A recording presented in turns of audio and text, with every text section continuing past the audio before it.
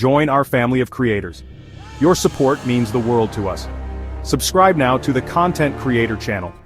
Your support keeps us motivated and helps us bring you fresh, exciting content every week. Hit that subscribe button and be part of our journey. I bet you didn't know about Mission South Africa, so there's this new thing. It's called Mission South Africa, launched by the United States government. Early in 2025, things got real, fast. What's its big idea, you ask? Offering asylum, specifically for white South Africans, primarily Afrikaners finding refuge in America. A bold move or a baffling one? The stated purpose is quite something. America says it's about protection, protecting folks from systemic violence, from racial discrimination, they claim. Even whispers of genocide are in the air. And alleged state-backed persecution, too. All of this is linked, apparently, to South Africa's new land reform policies. It's a complex picture with many layers, a story that's just beginning to unfold. Now let's add some context here. President Trump made a big decision. On January 20th, 2025, a new order. He suspended all refugee admissions. Yes, all of them. But wait, there was a single exception. You guessed it. White South Africans. This made quite a few people scratch their heads. Why this group? Why now? Land, legacy, and the law. The Expropriation Act Explained. Now let's talk about land. It's a big deal in South Africa, always has been. On January 23, 2025, a new law. President Cyril Ramaphosa signed it, the Expropriation Act. Sounds serious, right? It allows the state to take property, sometimes even without paying for it, but only under specific defined circumstances. This wasn't just pulled from thin air. It's rooted deep in the nation's past. This act has a clear goal. It's trying to fix old problems, historical inequalities, very deep ones, leftovers from the apartheid era, a time of intense racial segregation, and massively unfair land distribution. The idea is to make things more equal, to give more people a piece of the pie. A tough challenge with no easy answers. Many believe it's a necessary step. Consider the numbers for a moment.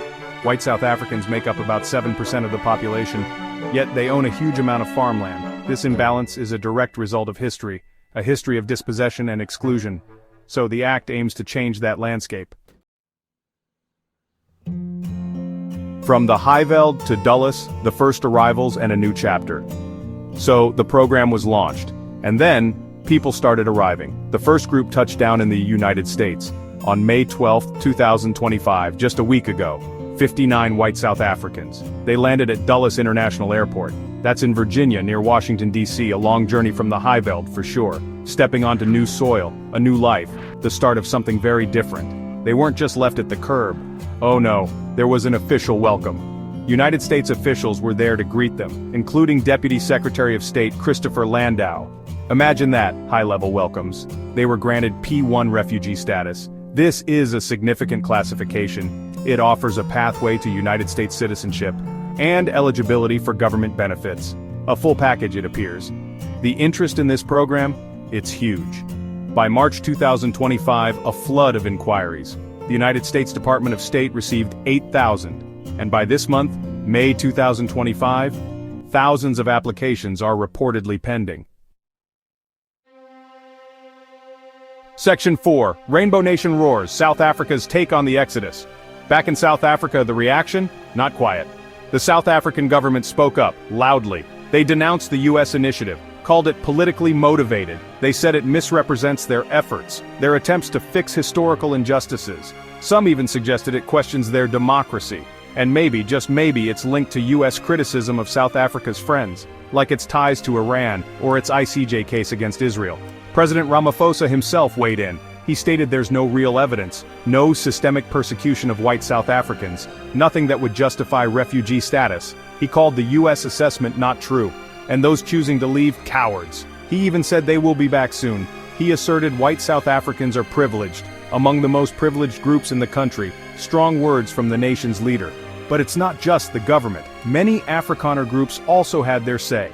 Organizations like the Solidarity Movement and AfriForum, a prominent civil rights group, they rejected the idea of seeking asylum. They expressed a strong commitment to remain in South Africa, their home. They plan to build their future there. Not everyone is packing their bags. A significant portion wants to stay. Section 5, Stars, Stripes, and Scrutiny America reacts to the Afrikaner wave. Over in the US, the debate is raging. President Trump strongly defended the program. He alleged a genocide was happening, back in South Africa, against white farmers. Farmers are being killed, he stated. He also accused the SA government of confiscating land and doing terrible things. These are very serious accusations, setting a dramatic tone for the policy, a narrative of urgent crisis. He wasn't alone in this view. Elon Musk, a senior advisor to Trump and himself a white South African by birth, amplified claims of white genocide, adding his influential voice to the chorus. Deputy Secretary of State Christopher Landau chimed in. He claimed Afrikaners faced threatening invasions, and that they could easily assimilate. Secretary of State Marco Rubio was also vocal, speaking about their alleged persecution, a united front from the administration, but not everyone is convinced. Far from it. The program faced immediate sharp criticism. Many pointed to apparent racial bias, especially given Trump's broader refugee policy, the suspension of admissions from other regions. Section 6. Who gets a golden ticket? Vetting, bias, and uncomfortable truths. Then came the vetting controversy. Oh boy, it turns out things got a bit messy. It was revealed, quite embarrassingly, that some Afrikaner refugees accepted into this special fast-track program had histories of making awful statements. We're talking anti-Semitic and racist stuff online. This, naturally, raised serious questions about the thoroughness of the vetting, and the real motivations behind the program. Some of the applicants themselves made waves. Remember Xenia Pretorius, the farmer's wife? She believed Trump's offer was practical, a business decision, she called it. Because Afrikaners are hardworking, she said. Okay, an interesting perspective there. But then she added something else, something about her dog. Apparently her dog cannot stand a single black face. Yikes, that's a statement. This whole situation shines a bright light on the unavoidable issue of racial bias. Is this US immigration policy playing favorites based on race? Section 7. Echoes of History, Whispers of the Future, the Broader Ripples.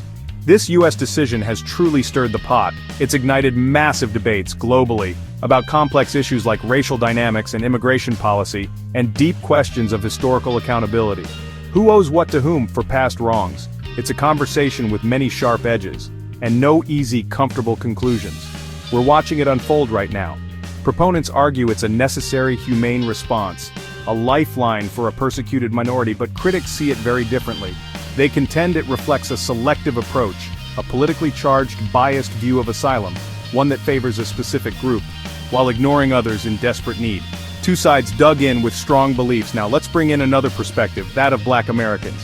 There are powerful, striking parallels here. When we talk about land and dispossession, Black Americans have a long, painful history of stolen land, broken promises, of systemic discrimination deeply entrenched, violence and the struggle for basic rights, the fight for a safe place, for refuge,